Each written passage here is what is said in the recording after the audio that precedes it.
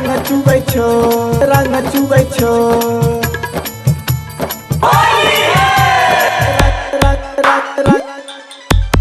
तोरा लहंगा से रंग चुबै छो तोरा लहंगा से रंग चुबै छो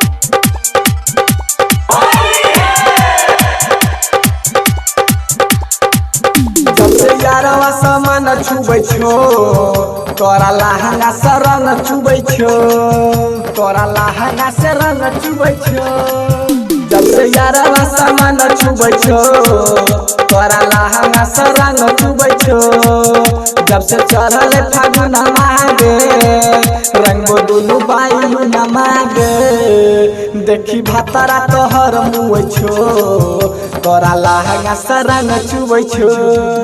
जब से यारवा सामान छुबै छो तोरा लहंगा से रंग चुबै छो तोरा लहंगा से रंग चुबै छो तोरा लहंगा से रंग चुबै छो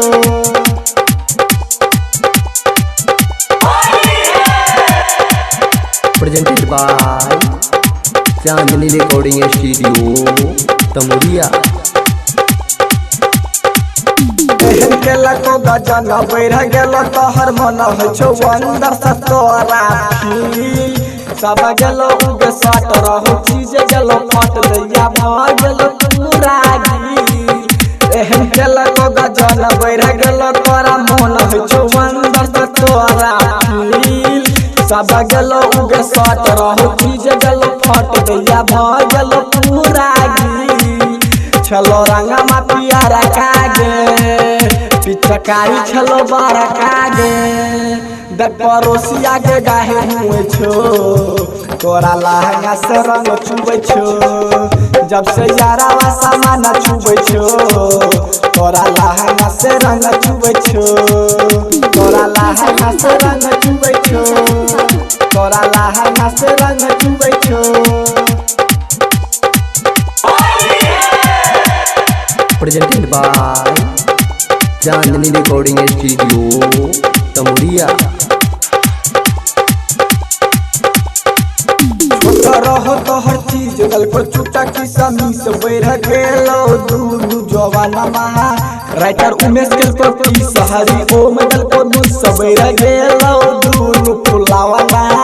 छोटा रहो तो हर चीज गल को चुटा की समी से बैठ गेलो दूनु जवाना महा राइटर उमेश के को की सहरी ओ मडल को दू सब बैठ गेलो दूनु फुलावाना कहो हरि ओम बतिया गे पिचकारी लेना बरकागे जब से यारवा सामान छुबै छो